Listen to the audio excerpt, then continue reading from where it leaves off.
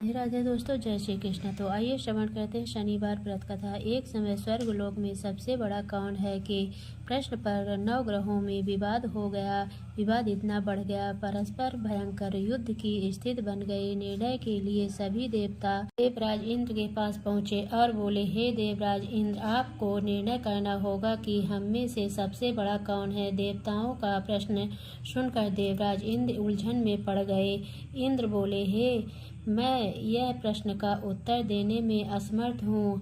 हम सभी पृथ्वीवासी उज्जैनी नगरी में राजा विक्रमादित्य के पास चलते हैं। देवराज इंद्र सहित सभी ग्रह देवता उज्जैनी नगरी पहुँचे। महल में पहुंचकर जब देवताओं ने उनसे अपना प्रश्न पूछा तो राजा विक्रमादित्य भी कुछ देर के लिए परेशान हो उठे, क्योंकि सभी देवता अपनी अपनी शक्तियों के कारण महान थे। किसी को भी छोटा बड़ा कह देने से उनके क्रोध के प्रकोप से भयंकर हानि पहुंच सकती थी। अचानक राजा विक्रमादित्य को एक उपाय सूझा और उन्होंने विभिन्न धातुओं स्वर्ण, रजत, चांदी, कांसा, ताम्र, तांबा, शीशा, रांगा, जस्ता, अभ्रक व लोहे के 9 आसन बनाए। धातुओं के गुणों के अनुसार सभी आसनों को एक दूसरे के पीछे रखवाकर उन्होंने देवताओं को अपने अपने सिंहासन पर बैठने को कहा। देवताओं के बैठने के बाद राजा विक्रमादित्य ने कहा, आप का निर्णय तो स्वयं हो गया। जो सबसे पहले सिंहासन पर विराजमान है वही सबसे बड़ा है। राजा विक्रमादित्य के निर्णय को सुनकर शनि देवता ने सबसे पीछे आसन पर बैठने के कारण अपने को छोटा जानकर क्रोधित होकर कहा, राजा विक्रमादित्य, तुमने मुझे सबसे पीछे बैठा कर मेरा अपमान किया। तू मेरी शक्तियों को से परिचित नहीं है, मैं तुम्हारा सर्वनाश कर दूंगा।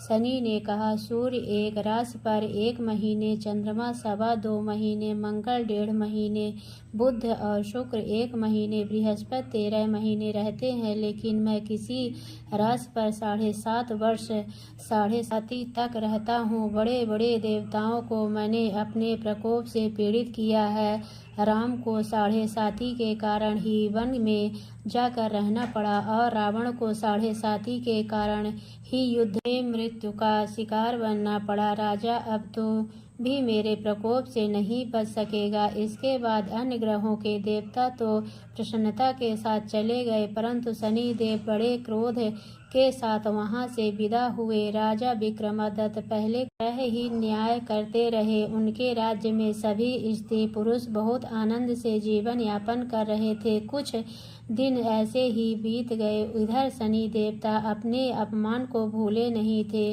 विक्रमादित्य से बदला लेने के लिए एक दिन शनि देव ने घोड़े के व्यापारी का रूप धारण किया और बहुत से घोड़े के साथ उज्जैनी नगरी पहुँचे। राजा विक्रमादित्य ने राज्य में किसी घोड़े के व्यापारी के आने का समाचार सुना तो अश्रुपाल को कुछ घोड़े खरीदने के लिए भेजा।